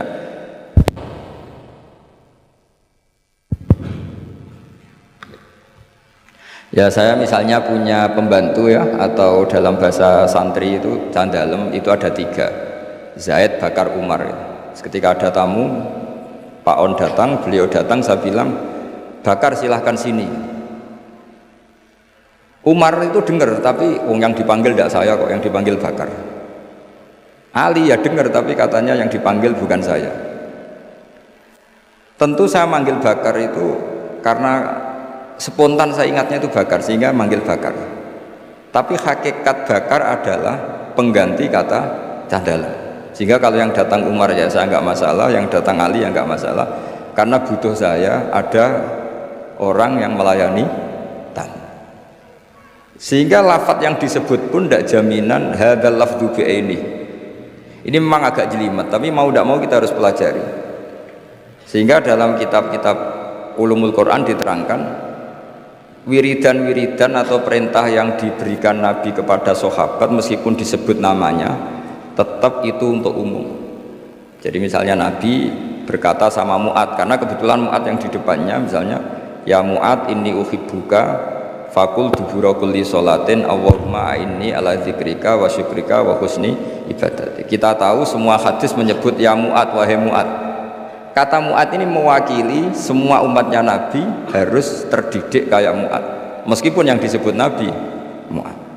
Nah ketika kita baca wiridan itu, karena kita mengkiaskan diri sama Mu'ad, menganalogikan diri dengan Mu'ad, sama-sama santrinya Kanjeng Nabi. Atau cara berpikir, Nabi itu ingin mendidik semua umatnya. Berhubung yang di depan Mu'ad, maka Nabi menyebut Mu'ad. Tapi bukan hakikatnya itu khusus untuk Mu'ad. Itu namanya mafhum. Jadi mafhum itu satu makna yang difahami meskipun itu tidak dilafadzkan, tidak diucapkan. Ya begitu seterusnya. Ya saya teruskan supaya nanti makna Quran itu lebih itu. Ada ayat lagi, in ja'akum fasikum binaba'in fatabayyanu. Terus fadhkurullaha intal mas'aril haram. Di sini ada kata lagi fajliduhum thamaninal jaldah. Jadi begitu juga menyangkut adat. Adat itu bilangan. Ketika Al-Qur'an menyebut satu bilangan, itu apakah mubalaghah? Mubalaghah itu butuh itu diekstrimkan atau punya makna sesuai bilangan itu. Misalnya begini, sampean kalau mangkal sama seseorang itu, kalau dalam bahasa Jawa itu meskipun kamu minta maaf saya 1000 kali tidak akan saya maafkan. Ternyata orang itu dablek sekali, ya sudah nanti saya minta maaf 1001 kali, tak susui satu. Itu kamu mangkel gak? Mesti kamu mangkel, karena kamu menyebut 1000 kali itu saking mangkelnya bahwa saya maafkan kamu itu mukhal. Meskipun Anda minta maaf 1000 kali, tapi orang ini tetap dablek, ya sudah saya tambah 1001. Itu tidak bisa seperti itu, karena adat bilangan disebut Quran dalam konteks balaghah itu hanya lil mubalaghah, mengekstrimkan satu kasus atau satu peristiwa. Itu di semua bahasa dunia, kalau kamu mangkel sama istri atau mangkel sama teman atau mangkel sama tetangga, mbok rene nganti bungkuk nganti sujud misalnya, tidak akan saya maafkan. Terus kamu bilang gini, ya saya akan sowan kamu sambil melata sambil merangkak, itu tetap saja. Jadi ini namanya mafhum. Mafhum itu kalimat yang enggak disebut tapi maknanya pasti seperti itu. Jadi maknanya hanya gini dok, mbok kamu minta maaf saya 1000 kali tidak akan saya maafkan. Maknanya hanya satu, betapa bencinya orang itu pada itu aja maknanya, betapa bencinya. Nah, di sini juga ada kalimat misalnya ada beberapa kelompok sing Allah itu ngendikan la yukallimuhumullah wala yanzuru ilaihim. Allah melihat saja gak mau, ngendikan saja gak mau. Pertanyaannya adalah secara hakikat semua makhluk Allah dilihat Allah enggak? Dilihat. Tapi ada ayat wala yanzuru ilaihim, makhluk-makhluk seperti ini tidak dilihat Allah. Nah, makna tidak dilihat adalah tidak dipedulikan. Hakikatnya Allah tetap melihat. Jadi ayat itu hanya menunjukkan betapa bencinya Allah sama kelompok itu, sampai diistilahkan Allah tidak berkenan melihat. Jadi gak usah dimafhum gini, oh beneran Allah gak delok aku maksiat ra konangan wae, kasus kalau seperti itu. Nah, ini memang itu balaghah. Jadi ilmu-ilmu yang harus dianalisis secara balaghah. Jadi ada kelompok-kelompok yang menjual belikan agama atau melakukan kejahatan atas nama agama, yasaruna bi ahdillahi wa aimanihim samanan qalila. Itu orang-orang ini akan dihukum, kata Allah hukumannya adalah la yukallimuhumullah. Allah tidak berkenan ngendikan, juga tidak berkenan melihat. Monggo Pak nak badhe wonten acara. Ini beliau mau nemuin tamu dari kedokteran. Saya teruskan ya. Jadi para audien, para hadirin yang saya hormati, makanya kita sekarang kan punya jargon kembali Quran dan Sunnah, tapi tetap saja aturannya memahami Quran dengan cara-cara yang dipahami para ulama dulu. Yang ulama itu punya sanad sampai sahabat, tentu sampai Rasulullah Shallallahu Alaihi Wasallam. Di antara bahasa Arab itu ada mubalaghah. Mubalaghah itu mengekstrimkan satu peristiwa, dan pilihannya kadang pakai bahasa tadi. Saya beri contoh tadi yang orang Jawa bilang, mbok kue rene ping 1000 tetap rata 10. Kamu tidak bisa ngarang buku kalau 1000 tidak cukup, kalau 1001 pasti cukup. Memangnya ini KPU kalau 50 plus 1 terus menang? Tidak bisa seperti itu. Ya maknanya hanya ma asyadda bughdahu, betapa bencinya orang itu, gitu aja. Allah tidak berkenan melihat orang yang menjual belikan agama. Wah malah enak Allah kalau nggak lihat kita enak. Tidak bisa seperti itu. Saking bencinya Allah sampai diistilahkan tidak berkenan melihat. Itu kan seperti kamu benci orang, wah nak roh kue mutah-mutah, masa mutah-mutah, betul kan? Saking nggak maunya melihat. Itu di bahasa Arab juga seperti itu. Ya, Sabri terus. Waktu lifa fil ikhtijat bihadhil mafahim ala aqwalin katsirah wal asah fil jumlah annaha kullaha hujjatun bisyurutin minha alla yakunal mazkuru kharaja lil ghalib. Kemudian mafhum itu apakah bisa jadi argumentasi hukum? Jawabannya iya, asal lafadz yang disebut yang eksplisit tadi disebut bukan karena ghalib. Ghalib itu gampangnya ngomong lah, ghalib itu umum. Misalnya begini, saya beri contoh yang ekstrim. Jong nak ono wong melarat sini, hormati. Misalnya saya seorang kiai atau seorang dosen, kalau ada tamu miskin, hormati. Setelah itu ternyata tamunya orang kaya, terus pembantu saya seenaknya tidak hormati. Alasannya yang harus dihormati itu yang miskin, kalau yang kaya tidak perlu. Ini tentu pembantu yang buruk. Karena mengatakan jika yang miskin hormati itu sebenarnya maknanya itu prioritas, bukan catatan hukum. Jadi kalimat disebut itu kan kadang catatan hukum, kadang prioritas. Kalau tadi ya maknanya hanya jika orang miskin prioritaskan, bukan berarti yang kaya tidak perlu dihormati. Lah itu banyak di Quran, di hadis, lafadz yang sebetulnya disebut itu prioritas, tapi oleh orang yang enggak ahli bahasa dianggap catatan apa? Hukum. Maka itu menjadi gaduh, secara hukum menjadi gaduh. Saya beri contoh yang ada di Quran.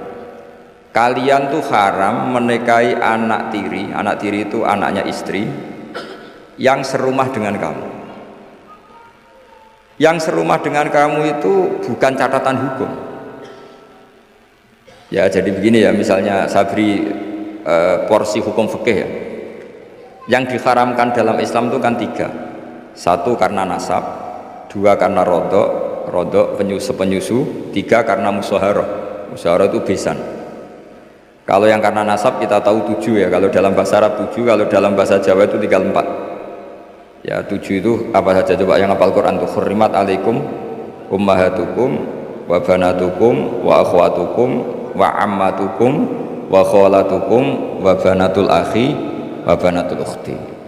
Itu kalau dalam bahasa Arab muharramatun nikah itu ada 7. Tapi orang Jawa bilang hanya 4. Sebenarnya memang 4. Karena orang Arab itu kan ngitungnya ibu, putri, saudara putri, bule dari bapak, bule dari ibu, keponakan dari saudara lelaki, keponakan dari saudara perempuan. Kalau orang Jawa kan ngitungnya bule ya 1. Ya kan saudaranya bapak atau ibu kita bilang bule. Kalau orang Arab enggak, kalau saudaranya bapak ammah ya, saudaranya bapak itu ammah. Kalau saudaranya ibu kholah, maka dihitung 2, wa ammatukum wa kholatukum.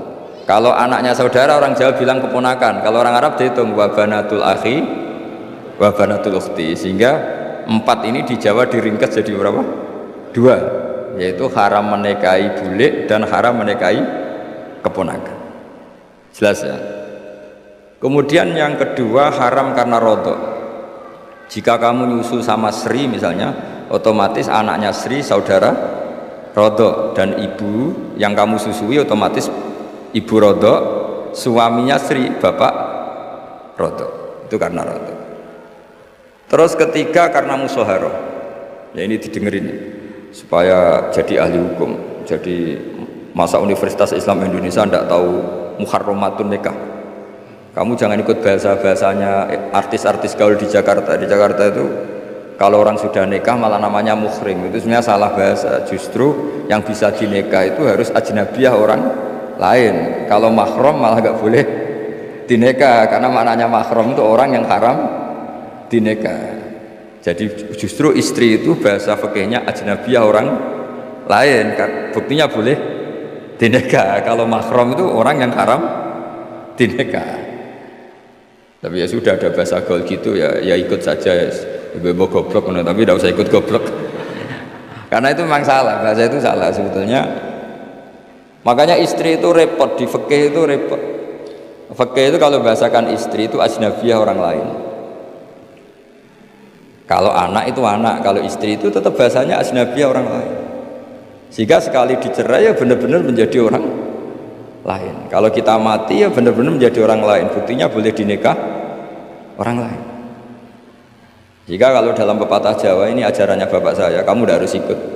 Kalau ajaran bapak saya, nak bojo be anak tukaran, kowe kudu bela anak. Mergo ora ono mantan anak, tapi iso ono mantan istri. Sehingga tradisi keluarga saya itu pokoknya anak itu nomor 1, baru istri. Tidak tahu kalau tradisi sampean istri dulu baru anak. Karena tadi cara berpikir anak itu selalu anak. Ya anak itu selalu anak. Tapi kalau istri tidak mesti. Apalagi istri sampean cantik terus sampean mati itu sudah. Ya sudah selesai. Mesti nikah orang lain gitu. Nggak tahu nanti kalau di surga ikut siapa, nggak tahu ini. Mesti oportunis. Kalau kamu masuk neraka dia ikut yang masuk surga. Kalau masuk surga semua ikut yang kelas lebih tinggi. Saya teruskan ya. Terus haram ketiga itu karena musyawarah. Disebut wa akhwatukum wa ummahatukum allati arda'nakum wa akhwatukum naruna. Terus wa ummahatu nisaikum apa? Wa ummahatu nisaikum.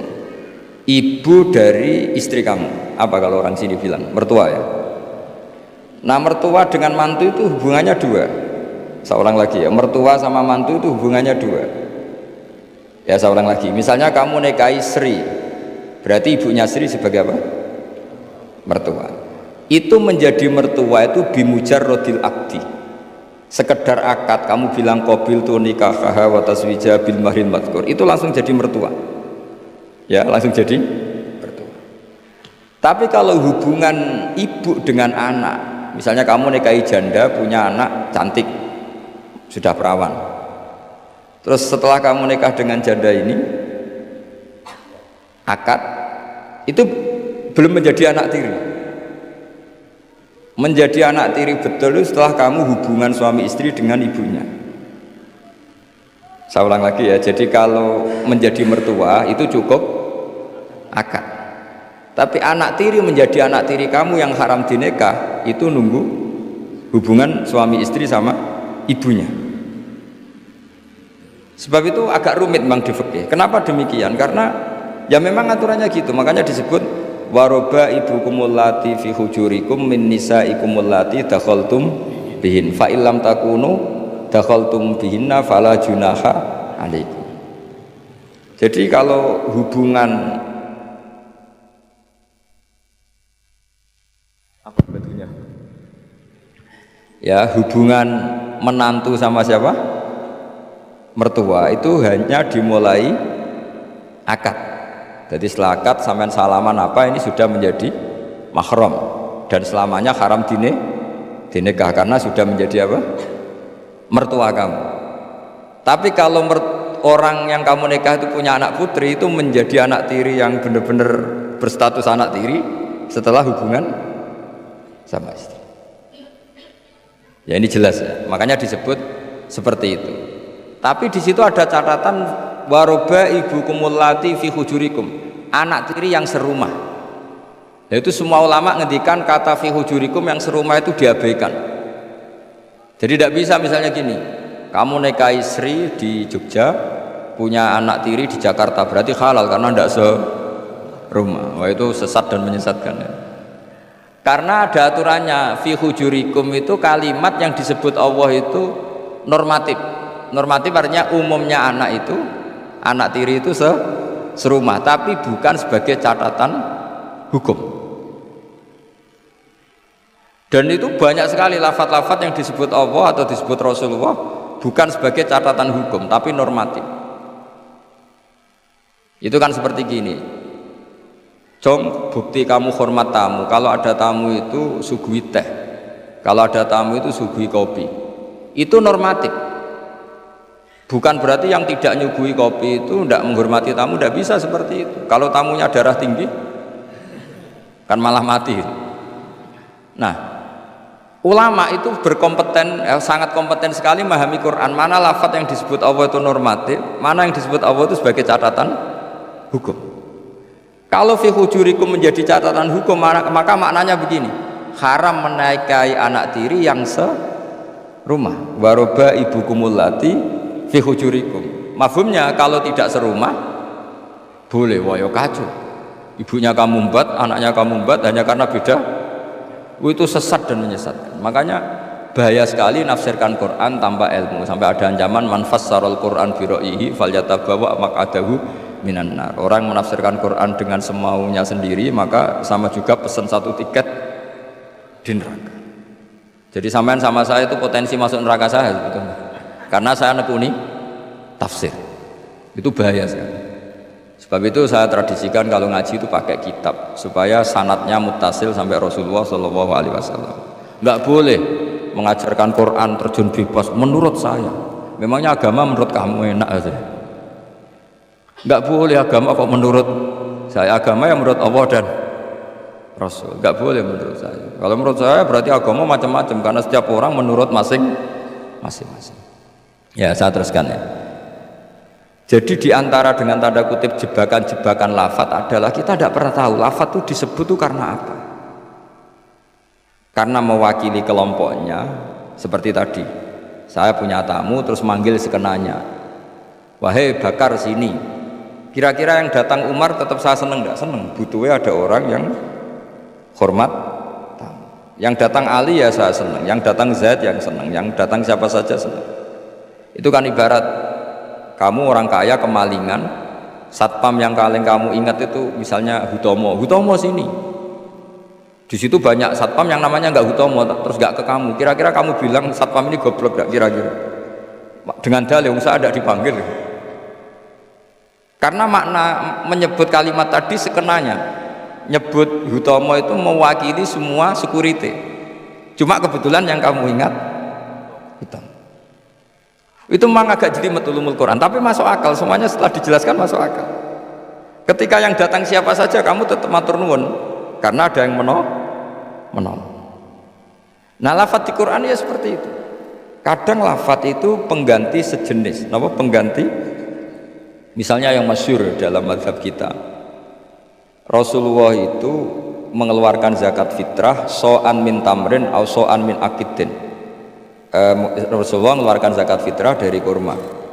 Imam Syafi'i tidak maknani kurma, tapi dimaknani kuti ahli baladi, makanan pokok yang sesuai negara masing-masing. Sehingga kalau orang Jawa ya pakainya beras, meskipun di hadis disebutkan tamar. Sama seperti Nabi ngendikan gini, tasaddaku walau bisyikki tamrotin, sedekahlah meskipun dengan separuh kurma. Kira-kira orang miskin Indonesia kamu kasih separuh kurma itu dianggap ngenyak apa enggak? Ya maksudnya separuh kurma itu kalau kita ya mungkin setengah kilo atau telur setengah kilo. Atau kata separuh secuil itu maknanya kit'ah yasiroh, saking sedikitnya diistilahkan secuil, tapi bukan berarti cuilan betul. Nah kalau ingin persis hadis tadi ya satu kurma kamu cuil terus kamu kasihkan. Kira-kira dianggap ngenyak apa dianggap sedekah. Nah sama misalnya Rasulullah ngendikan, semoga Allah memberi berkah orang yang ketika 10 Muharram mengusap anak yatim. Itu yang penting usapnya apa sedekahnya. Terus kamu orang yatim kamu kumpulkan kamu usap semua kepalanya. Itu kira-kira itu dianggap apa coba? Wes medit di dalil kan. Nak nuruti teks hadis itu ya memang ngusap kepala. Tapi semua sepakat maknanya ngusap itu ibaratun anis syafaqah, bentuk kasih sayang. Dan kasih sayang itu paling praktis ya ngasih uang atau ngasih sesuatu yang manfaat untuk anak yatim itu. Lah nak ngusap tok diceluk waduh-waduh dibeli ana parade ngusap anak yatim.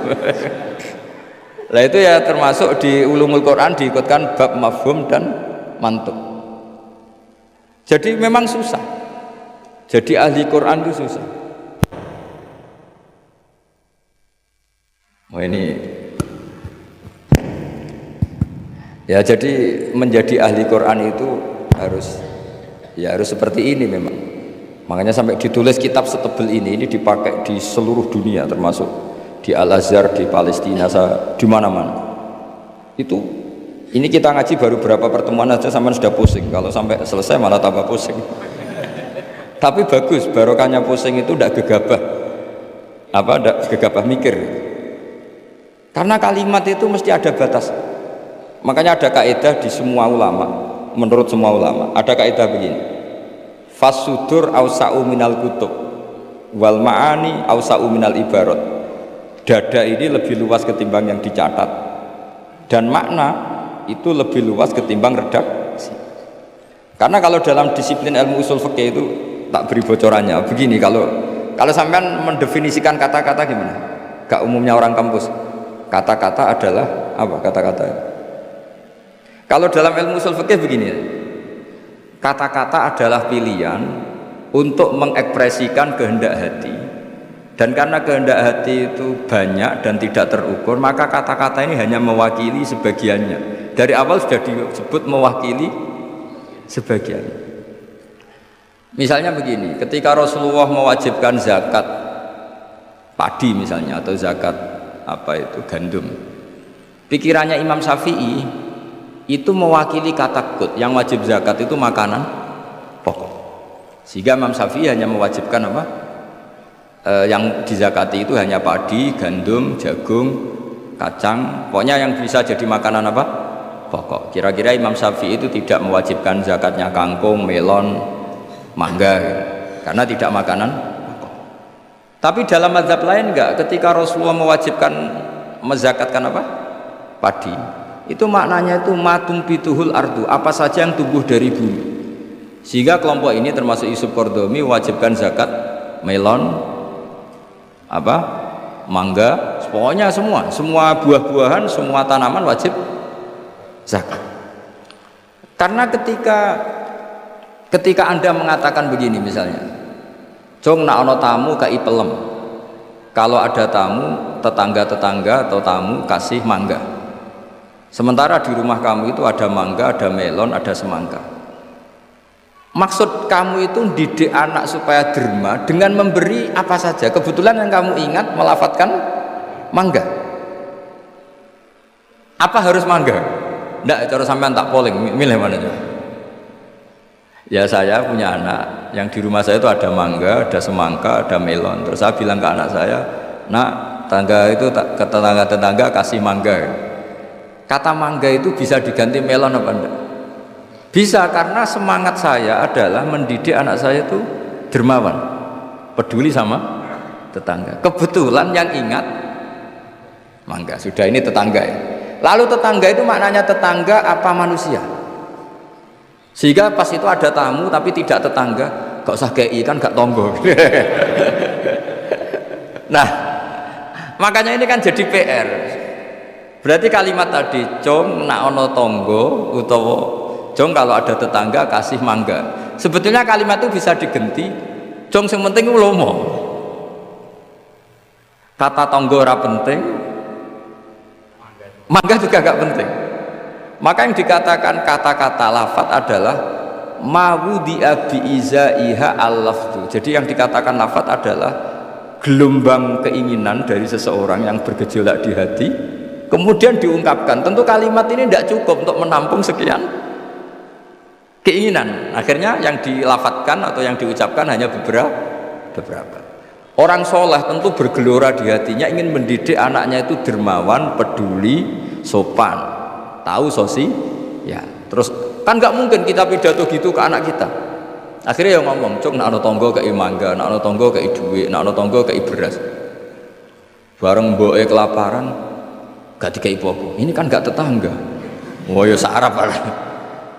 Mestinya cara sono tamu ya dibaro. Ini kan gak tetangga, gak masuk definisi tetangga. Maka memahami Quran itu susahnya di situ. Apakah lafaz itu disebut tag, maksudnya kalau dalam bahasa kampus, apakah tag disebut itu untuk catatan hukum, apa untuk tadi mafhum tadi, apa ibaratun an kada, ibaratun ekspresi dari itu.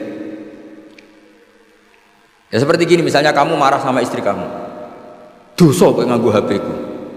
Terus istri kamu malah nganggo ATM, mau HP ora oleh malah nganggo ATM. Sebetulnya melarang pakai HP itu saking mangkelnya gitu saja. Kalau HP saja dilarang, apalagi pakai Alphard kamu. Tapi istri kamu enggak, saking gobloknya, mbok saking yang kamu larang kan HP, kan saya pakai Alphard. Wah ya kacau kalau seperti itu. Maka sebuah tag atau lafat kalau dalam bahasa Arab itu maknanya apa ya? Ya sudah seperti tadi. Saya berkali-kali nyontohkan yang awam ya. Ada seorang dikandani, "Jong jogeman nabok ibu jumu." Nabok itu memukul pakai tangan. Suatu saat istrinya lapor lagi, "Pak Kiai sekarang nggak pakai tangan tapi nyaduk." Nah ketika santrinya kemarin, "Kenapa kamu masih nyaduk istri kamu? Kan Pak Kiai larang hanya nabok, kan pakai tangan, ini pakai kaki." Kan beda. Ya itu kan keliru sekali, karena maknanya jangan nabok itu pengganti dari kata jangan menyakiti. Maka meludahi ya haram, nyaduk ya haram, menerantakan juga. Tapi lisan kan nggak mungkin bisa mengungkap sekaligus apa yang kita ingin. Akhirnya lisan melafatkan sesuatu yang hanya mewakili sekian. Makanya disebut fal ma'ani ausa'u minal ibarat. Makna itu lebih luas ketimbang redaksi. Coba misalnya zaman Jenderal Sudirman angkat senjata untuk ngusir Belanda, terus pasukannya hanya ngangkat tok. Ya terus mesti Jenderal Sudirman cek goblok ya. Kalau dimarahin kan sudah ngangkat. Terus ada Belanda yang mau nembak kita, usir Belanda. Geladanya tidak kamu tembak. Kenapa? Mintanya kan diusir. Perintahnya kan diusir, bukan ditembak. Kasus gak kira-kira ada pemahaman seperti itu? Tapi lafadz tuh nggak mewakili, kalimatnya angkat senjata, usir penjajah. Padahal maknanya apa coba? Jadi kan nggak terwakili oleh kalimat angkat senjata, usir penjajah. Barang penjajah ini menembak, kamu diam saja. Gimana caranya nangkep terus mengusir? Kan nggak ada perintah menembak, usir. Itu kan kasus seperti itu. Jadi makanya di antara syurutul mufassir yang paling pokok adalah maliyan bil arabiyah. Dia punya kemampuan kesusastraan Arab. Karena nggak bisa seorang mufassir menafsiri Quran tanpa punya kemampuan balaghatul Arab. Yaitu yang disebut Allah Ta'ala wa innahu latanzilu rabbil alamin nazala bihi ruhul amin ala qalbika litakuna minal munzirin. Terus apa? Bilisanin arabiyyin mubin. Jadi Quran itu pakai lisanul Arab. Sehingga kalau dalam kitab-kitab besar diterangkan, ketika Rasulullah dikatakan begini oleh Allah, liyaghfira lakallahu ma taqaddama min dzambika wa ma ta'akhkhara, itu bukan berarti Nabi pernah dosa, enggak, karena Nabi itu maksum. Maksum itu terjaga dari dosa. Tapi itu ekspresi mahabbah. Saya ulang lagi, itu ekspresi mahabbah. Misalnya saya senang sama seseorang, mesti kalau ketemu saya, sudah kamu tidak usah khawatir sama saya, kesalahan-kesalahan kamu sudah saya maafkan. Sebetulnya itu hanya ekspresi mahabbah. Saking mahabbahnya sampai andekan salah itu dimaafkan. Bukan berarti menvonis kalau yang diomongin itu salah. Jadi itu ranah-ranah yang memang kita harus hati-hati. Sama seperti begini, ini kata Qodiyat. Qodiyat itu pengarang kitab Asy-Syifa. Doa itu ekspresi mahabbah. Doa itu bukan kalimat hukum. Kalau kalimat hukum itu kan iya sama tidak. Tapi doa itu enggak. Doa itu ekspresi mahabbah. Misalnya kita ketemu Zaid, kita bilang assalamualaikum warahmatullahi wabarakatuh, semoga kamu dapat keselamatan. Enggak perlu Zaid tersinggung, memangnya saya celaka kok sampai doakan selamat. Kalau nuruti mafhum, didoain selamat itu kan berarti sebelumnya tidak selamat. Didoain pinter, sebelumnya tidak pinter. Didoain kaya, sebelumnya miskin. Tapi itu kata hukum, itu pemahaman secara hukum, iya dan tidak. Kalau pemahaman secara peradaban tidak gitu. Orang mendoakan bukti senang, ya sudah seperti itu. Ya semoga kamu sukses.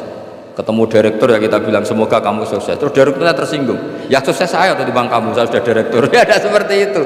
Mendoakan seperti itu bukti mahabbah, bukti Nah, Allah karena saking senangnya kepada nabinya, Allah ketika mukhotobah, ketika dialek dengan Nabi, memulainya dengan afawwahu angka, Allah telah memaafkan kamu. Itu bukan berarti sebelumnya Nabi melakukan kesalahan.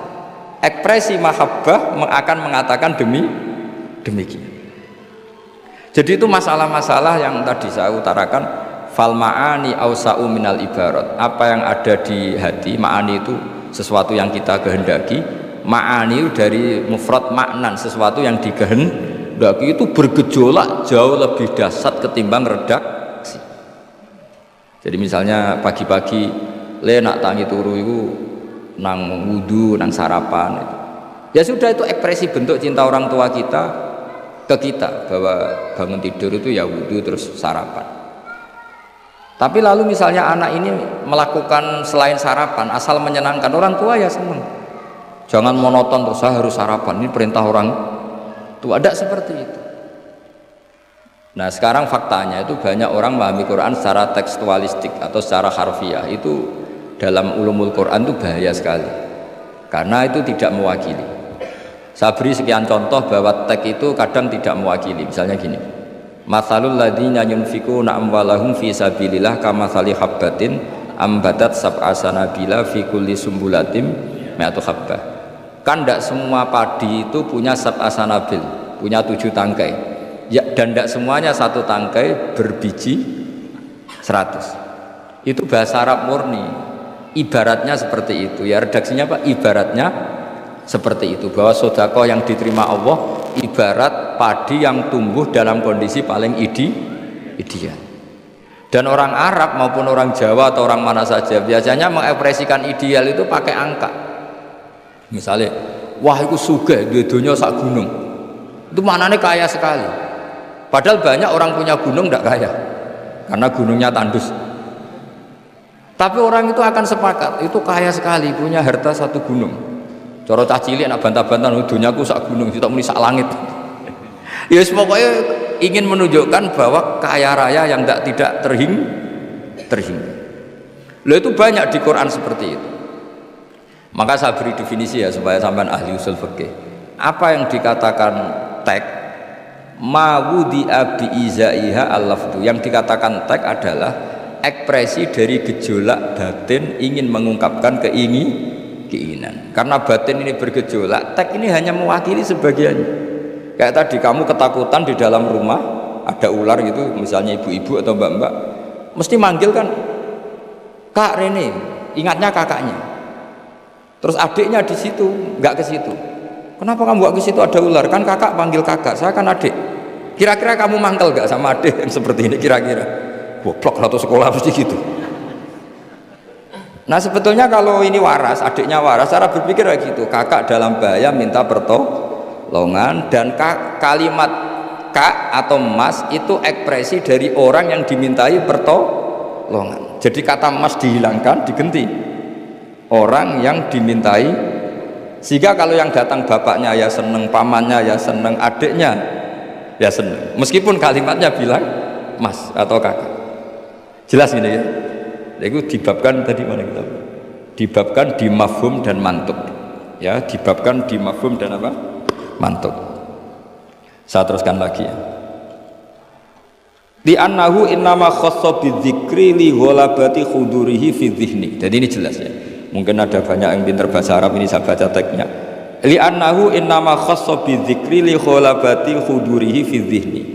Kenapa menyebut si A si B? Karena yang kebetulan diingat. Tapi makna yang diinginkan kan siapa saja yang menolong karena ada ular, meskipun menyebut seseorang. Ya kayak tadi misalnya satu rumah itu ada kakak, adik, paman.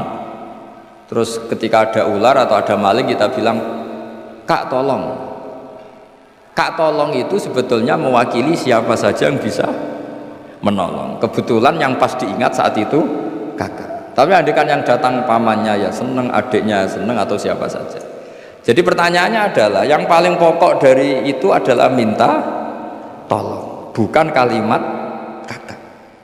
Nah yang kalimat kakak ini namanya apa? Disebut karena diingat, bukan disebut karena catatan hukum. Nah itu ada ilmunya. Berapa kalimat yang disebut karena yang diingat atau sebagai catatan hukum. Kalau sebagai catatan hukum ya punya mafhum mukhalafah. Kalau tidak ya tidak. Misalnya begini, ada pernikahan Sri sama Zaid. Kemudian Zaid ini security atau cadalem.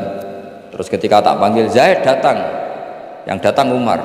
Kan sama-sama cadalem, tidak bisa kalau seperti itu harus Zaid karena mewakat nikah. Masa akad nikah diganti-ganti kan tidak bisa. Kan sama-sama cadalem ya tidak bisa. Lama-lama sampai maju kan sama-sama manusia ya tidak bisa kalau konteks seperti itu. Makanya lafaz disebut itu dilihat, disebutnya sebagai catatan hukum apa sebagai tadi yang sedang diingat. Ya jadi jelas ya. Jadi itu ada aturan-aturannya. Li'annahu innama khassa bidzikri li ghalabati khuduri fi dhihni. Terus kedua ada catatan lagi wa alla yakuna muwafiqan lil waqi'. Ya, di antara catatan hukum lagi sesuatu itu tidak lazim sebagai fakta. Saya ulang lagi, sesuatu itu tidak lazim sebagai fakta. Misalnya begini, kita tahu yang namanya nasi itu makanan pokok, ya kita tahu teh itu minuman. Ketika saya bilang, Jong saya ambilkan teh, itu apakah maknanya itu teh, apa maknanya itu minuman? Beda dengan mengatakan satu gelas ini bernama teh, kebetulan itu teh betul, itu namanya mengatakan sesuatu sesuai hakikat, karena teh ya dikatakan teh. Tapi kalau mengatakan tamu saya ambilkan teh, ini pertanyaannya adalah teh itu menggantikan kata minuman apa memang harus teh? Jadi itu memang seperti itu. Sehingga di hadis banyak dawuh Nabi itu diganti, tapi penggantinya harus ulama. Kalau tidak ulama namanya bid'ah. Misalnya Nabi mengajari gini, anak-anak kamu ajarin panah. Dulu alat perang itu ya panah. Terus di era modern kamu tetap pakai panah, musuhnya pakai brand. Kan Nabi dawuhnya panah. Ya taqabbalallahu minna minkum taqabbal.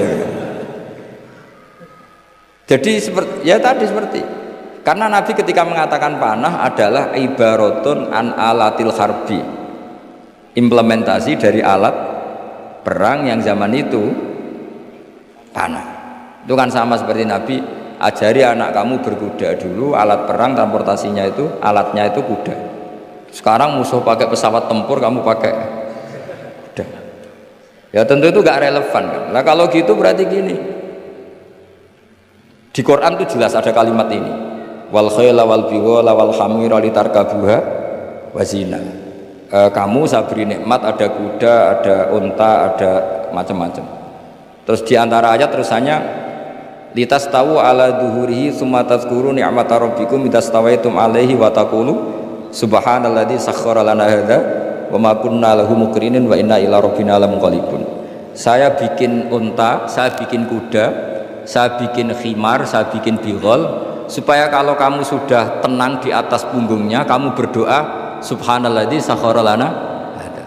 Terus kamu karena tekstualistik, kalau naik Innova nggak baca doa itu, naik pesawat ini kan tidak kuda, kira-kira dibilang saraf nggak, kira-kira seperti itu. Terus kamu bilang, oh ayatnya tentang kuda, ini Innova kok. Tapi cara memahami kita tidak seperti itu. Kata kuda di situ adalah alatul markab, alat berkendara. Kata unta di situ adalah alat berkendara.